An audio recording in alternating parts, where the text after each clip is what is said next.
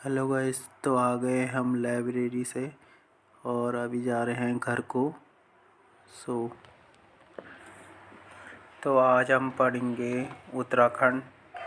उत्तराखंड में भी इतना बहुत हमने पढ़ लिया है और अब पहुँचे हैं तुम्हारे इतिहास में। इतिहास का रिवीजन कर रहे हैं। आने वाला पेपर 17 मई को है, जो पीडीओ पटवारी री एग्ज़ाम है। ओके, इसे अच्छे से प्रिपरेशन करते हैं। कुलिंद शासक उत्तराखंड पर शासन करने वाली प्रथम राजनीतिक शक्ति इन्हें कहा जाता है और 6वीं सदी से इनका कार्यकाल 3-4 सदी तक था। ठीक है।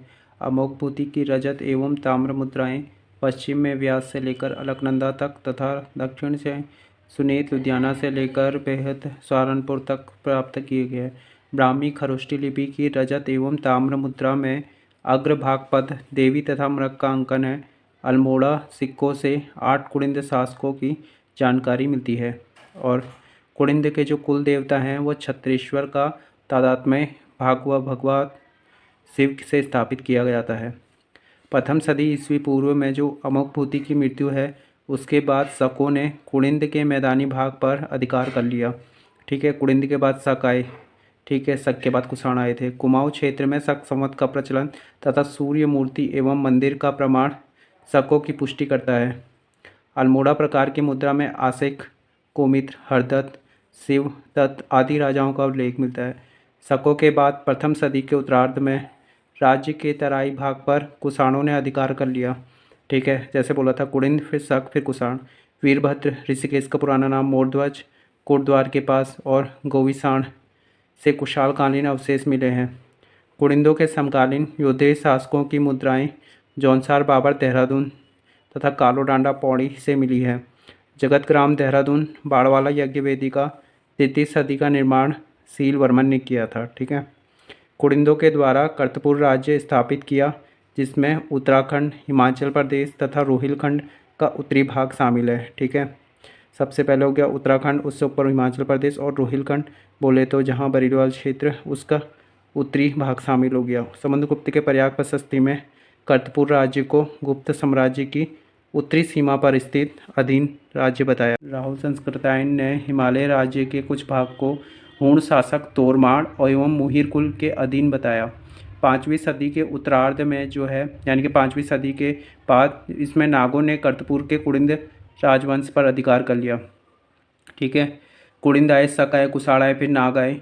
फिर लाखामंडल स्थित जो ध्वस्त शिलालेख वो छांगलेस वंश का है। ठीक है। जिसमें 7 राजा का उल्लेख मिलता है। ठीक है। जयदास, कुहेस, अचल, छांगलेस दास, रुदेश दास और केतु।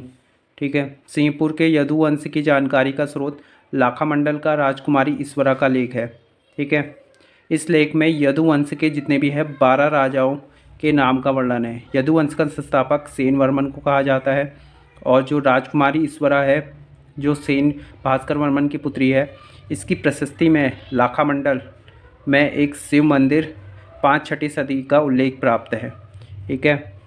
डॉक्टर जो शिव प्रसाद डबराल हैं, वो कोल या मुंडा जाति को जो है भारत और साथ साथ हिमालय क्षेत्र की आगतम प्रजाति मानते हैं। ठीक है। जॉर्ज गियर्सन किरातों को हिमालय क्षेत्र की आगतम प्रजाति मानते हैं। जो शिव प्रसाद डबराल मानते हैं वो कोल और मुंडा जाति को मानते हैं। ठीक है। आगतम प्रजाति ऐसे की सबसे पुरानी प्रजाति मानते हैं और जॉर्ज गियर्सन किरातों को मानते हैं। बाणभट्ट द्वारा रचित जो कादम्बरी और कालिदास की रघुवंश से हिमालय के निवासी के रूप में किरातों का वर्णन प्राप्त होता है। महाभारत के जो सभा पर्व है उसमें खसों के कौरवों के पक्ष में लड़ने का वर्णन मिलता है।